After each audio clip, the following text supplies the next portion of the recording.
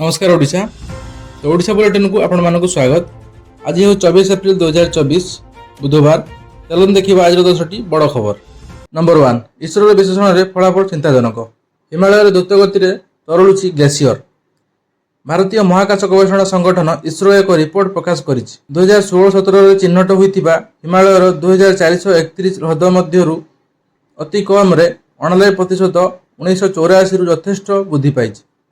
विशेषज्ञ मैंने कहते इसरोर विश्लेषण फलाफल चिंताजनक कारण विश्वर तापमात्रा हेतु ग्लेशियल ह्रद संप्रसारण निम्नमानर अंचल में व्यापक परिमाण हो पारे। इसरो यार रिपोर्ट रे कही 1984 रु 2023 पर्यंत भारतीय हिमालय नदी अववाहिका थिबा ह्रदगुड़िक दीर्घकालीन उपग्रह चित्र उल्लेखनीय परिवर्तन सूचाई। इसरो यह रिपोर्ट रे कही 601 टी ग्लेशियल ह्रद 2 गुण अधिक वृद्धि पाई एवं 10टी ह्रद यार आकार को द्विगुणित करिछि, ଯେଉଁଠାରେ 65ଟି ह्रद 1.5 गुण वृद्धि करिछि। 10 हेक्टर अधिक थिबा 2431 ग्लेशियल ह्रद मध्यरु 676टी यथेष्ट वृद्धि पाइछि एवं एही ह्रद मध्यरु अति कम 130टी भारत रे अछि। इसरो आज प्रकाशित satellite insight Indian Himalaya glacial ह्रद को विस्तार करिछि। रिपोर्ट रे कहिछि जे उच्चता भित्तिक विश्लेषण जणा पड़िछि जे 314 ह्रद 4000 रु 5000 मीटर मध्य अवस्थित एवं 296 ह्रद 5000 मीटर उच्चता अछि। नंबर 2, ईपीएफओ अकाउंट रे मिलिबो लाख टंका।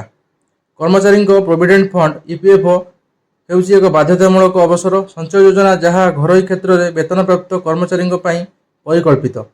एप्रिल 2024 रे जारी होइतिबा एक विज्ञप्ति रे ईपीएफओ और स्वयंचालित दाबी समाधान पर योग्य सीमा को 50,000 रु 1 लाख वृद्धि कर अर्थ हेउछि जे केतेक मानदंड पूरण करुवा दाबीगुड़िक स्वयंचालित भाव में अधिक अनुमोदन बिना प्रक्रियारण रे करा जाए। ईपीएफ सदस्य माने यूनिएफेट पोर्टाल https://me.efindia.gov.in रे ईपीएफओ यूनाइटेड पोर्टाल मध्यरु अग्रिम प्रत्याहार पर फाइल करें। यापर दाबी अनुमोदन पर कंपनी को पठा जाए। अनुमोदन पर टंका सदस्यों अकाउंट को जमा हुए। नंबर 3, आईआरसीटीसी अनिल चारिधाम जावाई टूर प्लान। आईआरसीटीसी समय समय पर्यटक मान टूर पैकेज आनी थाए।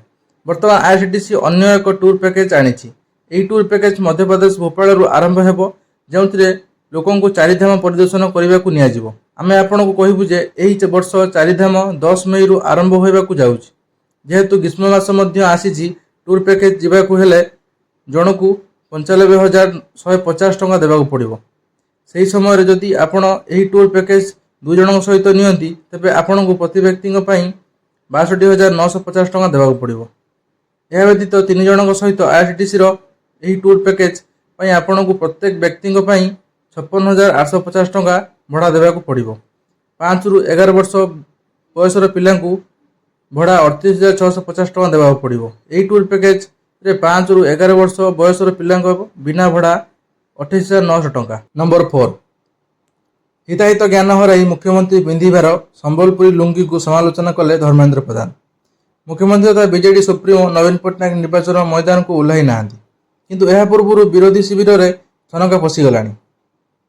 गतकाल नवीन पट्टनायक जोड़ी शंख भिडियो देखी विरोधी नेता राति रे निद हजि जाइछि।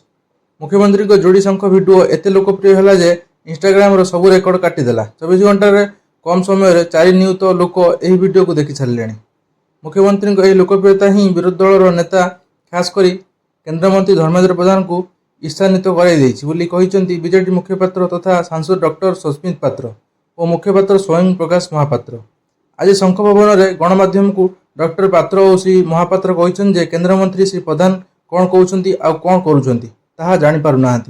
ईर्षा और क्रोध में निजर हिताहित ज्ञान हराई से मुख्यमंत्री पिंधिथिबा संबलपुरी लुंगी को समालोचना करी कही से ओडिशार परंपरा और संस्कृति को अपमानना कर। नंबर 5, खराब पाग रहिले देशर हेबो महंगा माड़। नुआ बुलेटिन ने चेताइला आरबीआई। प्रतिकूल पाणीपाग कारण खुचुरा सामग्री दरदाम बढ़िबार विपद हो पारे।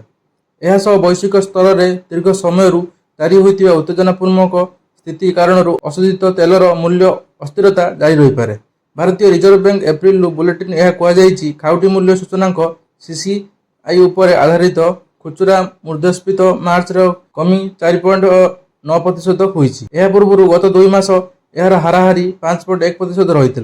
रिजर्व बैंक निजर द्विमासिक मुद्रा नीति में पहुँचवा समय मुख्य रूप खुचरा दरदाम को ध्यान में रखि था।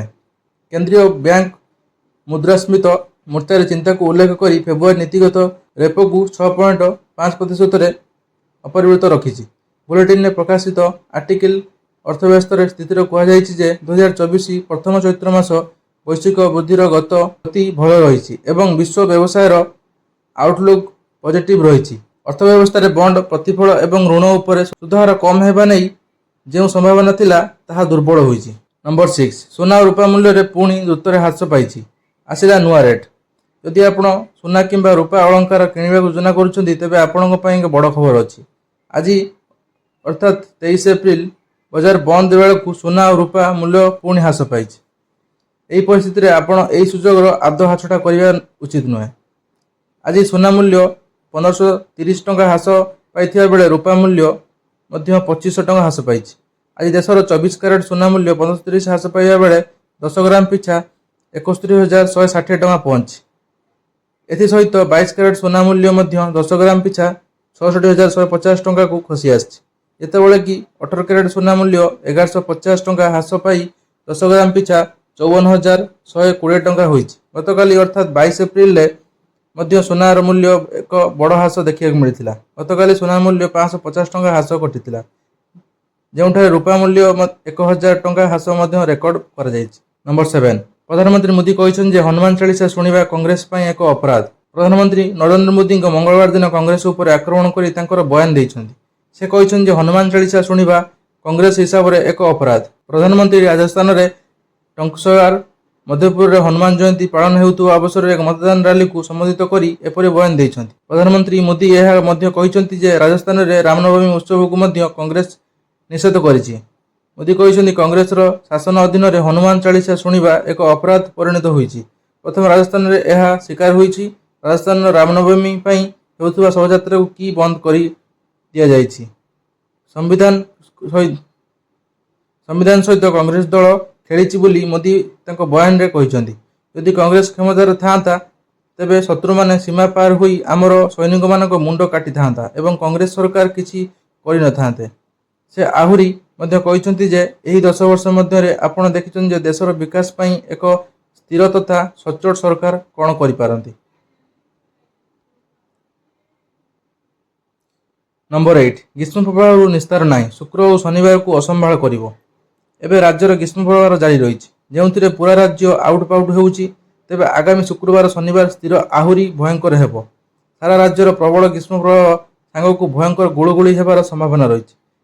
से सतर्क सूचना जारी करिछि भुवनेश्वर आंचलिक पाणीपाग केन्द्र।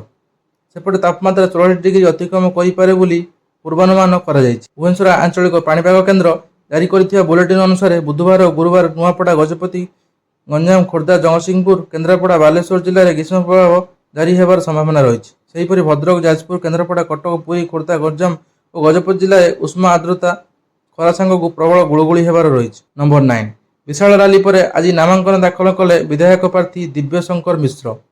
कलाहांडी जिला जूनागढ़ सहर में आज बीजेडी विधानसभा प्रार्थी दिव्यशंकर मिश्र प्रार्थीपत्र दाखल पर सहर में एक राजनैतिक माहौल सृष्टि होता। स्थानीय साप्ताहिक बजार ठारू हजार हजार समर्थक सह सांसद प्रार्थी लंबोधर नियाल और विधायक प्रार्थी दिव्यशंकर मिश्र सह मुख्य रास्तार लंकेश्वर मंदिर जाई पूजा अर्चना करथिले।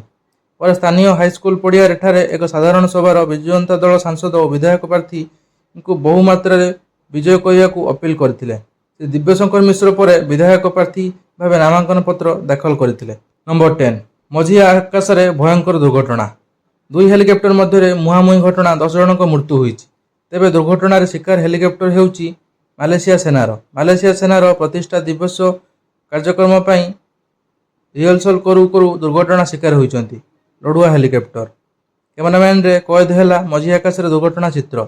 उच्च आकाश में गोटे हेलिकप्टर धक्का देउछि आउ एक हेलिकप्टर को परस्पर सह पिटी हेबार परे आकाशरू भांगी खसी पड़ुछि मालेशिया सेनार एही 2 युद्ध हेलिकप्टर। सूचना अनुसार दुर्घटनाग्रस्त हेलिकप्टर गुड़िक हेउछि मालेशियार नौसेनार। घटना 10 जन क्रू सदस्यों मृत्यु होईछि। मंगलवार सकाळु प्राय 9:30 मिनिट्रे लुमुट नाभाल बेसर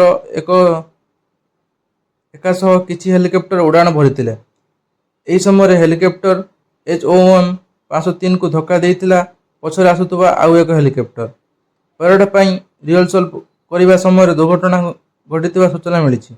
ଗୋଟିଏ ଷ୍ଟାଡିୟମ ଖସି ପଡ଼ିଥିବା ବେଳେ ଅନ୍ୟଟି ସୁଇମିଂ ପୁଲରେ ପଡ଼ିଥିଲା। ମେ 3ରୁ 5 ପର୍ଯ୍ୟନ୍ତ ମାଲେସିଆ ନୌସେନା 9ତମ ପ୍ରତିଷ୍ଠା ଦିବସ ପାଳନ କରିବ। ତେବେ ଆଜି ପାଇଁ ଏତିକି, ପୁଣି ଦେଖା ହେବ ନେକ୍ସଟ ନ୍ୟୁଜରେ।